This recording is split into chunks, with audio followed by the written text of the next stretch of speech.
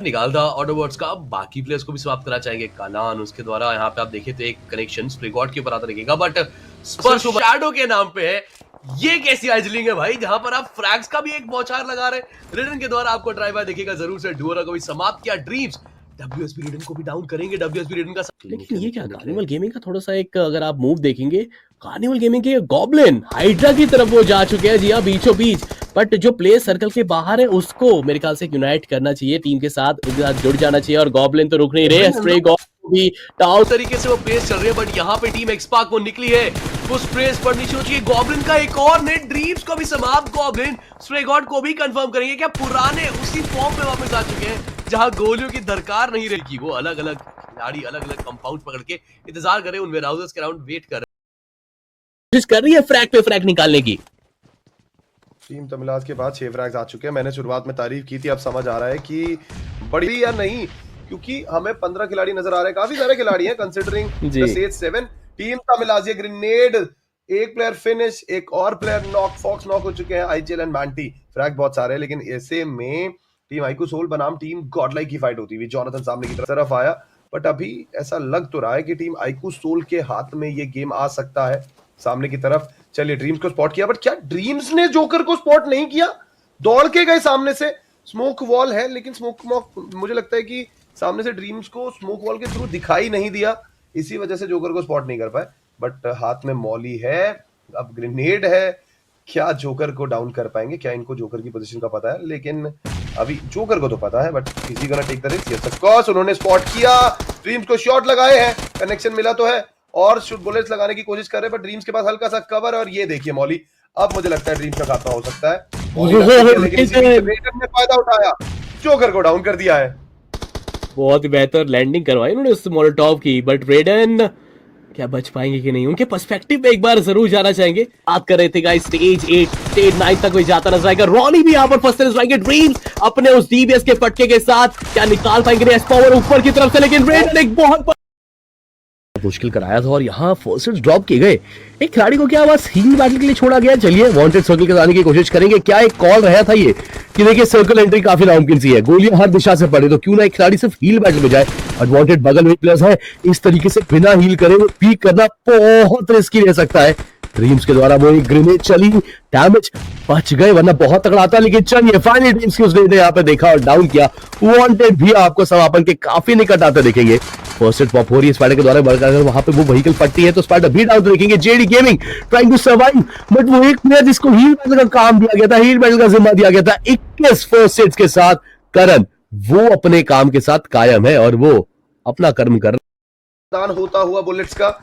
Hydra के स्पर्श ने जेडी को डाउन कर दिया है, कंफर्म भी कर दिया है तुरंत, और अब खाता खुल चुका है, शुरुआत हो चुकी है। लेकिन अभी जेनेक्स एफएम हाइड्रा को छोड़ के आगे पैराडाइज रिजॉर्ट की तरफ ध्यान लगाती हुई, उनको पता है सामने एक्टिव फाइट्स हो रही हैं, और इन फाइट्स में कुछ पॉइंट्स इकट्ठा करना बहुत ज्यादा जरूरी है। टीम 8-बिट के मैडमैन डाउन होते हुए ड्रीम्स द्वारा जिम जैम को भी डाउन किया गया है।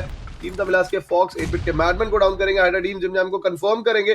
स्पाइडर जॉर्ड का ये ग्रेनेड रेकनिंग की मुश्किलें और ज्यादा बढ़ाता हुआ, लेकिन स्पाइडर जॉर्ड और सारे फ्रैग चाहते हैं और अंदर जाना चाहते हैं कंपाउंड के अंदर। पैराडाइज रिजॉर्ट इसके अंदर एक अलग पार्टी हो रही है, बट अब Genex FM and team Hydra इन्होंने भी सोचा कि भाई बुकिंग हमारी भी करवा लेते हैं। चलिए कोशिश तो यहाँ पर जेनेक्स एफएम के द्वारा है सर्वाइवल करने की, और करण वो है जो कि सर्वाइवल कर रहे हैं। 8 फर्स्ट एड बचे, थोड़ा पहले वो हील बैटल शुरू कर दी, मुझे पर्सनली ऐसा फील हुआ। बूस्टर्स भी नहीं अप्लाई किए गए, तो वो हील बैटल थोड़ी और कठिन होती दिख रही है। लेकिन यहाँ पे पान पराग उनको डाउन किया जाएगा, बट ट्रेड फायर उनके खिलाड़ी के द्वारा काफी बेहतरीन और मैक बचाते दिखेंगे। सर्वाइवल अभी भी 8-बिट का टॉप 4 तक तो 8-बिट भी आ चुकी है, और हील करते करते जेनेक्स एफएम भी पहुंच चुकी है। बकट हाइड्रा की स्क्वाड जिस तरीके से वो सर्कल के अंदर डिप्लॉयड है, जिस तरीके से फैलाव है हाइड्रा की स्क्वाड का, वो लगता है कि ये गेम हाइड्रा बना तो सकती है, बट वो डिफरेंस भी कम होता दिखेगा। जो चीज आपने कही थी डोरा के द्वारा क्यूट के ऊपर कनेक्शन आता दिखेगा। टीम रेकनिंग एक शॉट लेना चाहते थे नोवान, लेकिन उनकी भी पोजीशन अब कॉम्प्रोमाइज है यहां से।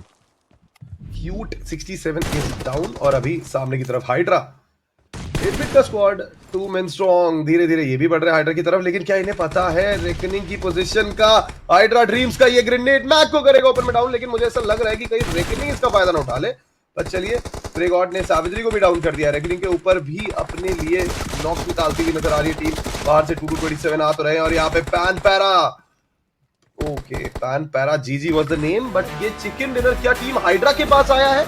Is it team hydra? It does seem like its team hydra. अंदाजा है कि प्लेयर्स जब कम हो जाते तो आप आगे बढ़ सकते, बट ये क्या, हाइड्रा के ऊपर वो झड़प, हाइड्रा एक बढ़िया अपॉर्चुनिटी थी, लेकिन जहां तक मुझे लग रहा है शायद उनका वो एलिमिनेशन आता।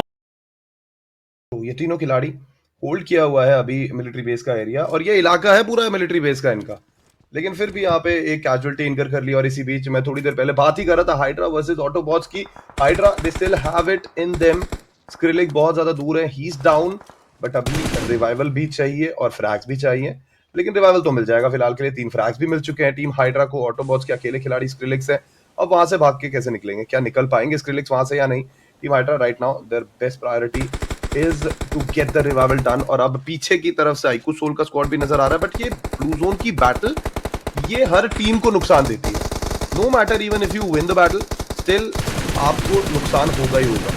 ऑटोबॉट्स के स्क्रिलेक्स थ्रू द स्मोक, तमिलाज है और शायद ड्रैगन ई-स्पोर्ट्स का अंदर आना थोड़ा सा मुश्किल रहेगा, बट आपस में ये टकराव, डोरा ओपी, वो गाड़ी की भिड़ंत जरूर देखने मिलेगी, बट इसी बीच एक एक करके हाइड्रा का वो समापन की तरफ वो बढ़ रहे हैं। स्पर्श के ऊपर है सब कुछ, जिम्मेदारी एक फ्लैंकिंग एंगल की तरफ से जरूर निकल रहे हैं, बट उनके बारे में क्या किसी को जानकारी है कि नहीं, क्योंकि नकुल तो कहीं और किसी और दिशा में देख रहे हैं, बट शायद पीछे से आएंगे स्पर्श, और मुझे लग रहा है कि बेनिफिट उनको निकालना चाहिए, क्योंकि प्रेजेंस के बारे में नहीं पता था, बट दूर बैठे गॉडस्ट्रेन क्या उनको भी इस फाइट के बारे में ज्ञात है? नहीं दिख पा रहे। देखिए इतने सारे पेड़ हैं, इतने सारे कवर से, शायद यही कारण था जिसके चलते looking for a good spot जहां पे पहुंचे। और यहाँ ड्रैगन यहाँ गॉडलाइक के जेली पुश करते हुए रिको को डाउन कर दिया है, कंफर्म कर दिया है। टीम गॉडलाइक भले ही 2 खिलाड़ी बचे, लेकिन फिर भी फ्रैग्स इकट्ठा कर रहे हैं, टॉप 9 में अपनी जगह बना लिया। लेकिन टीम तमिलाज हाइड्रा को प्रॉब्लम में डालते हुए, मैक्सी का ये ग्रेनेड मुश्किल में डालेगा टीम हाइड्रा को।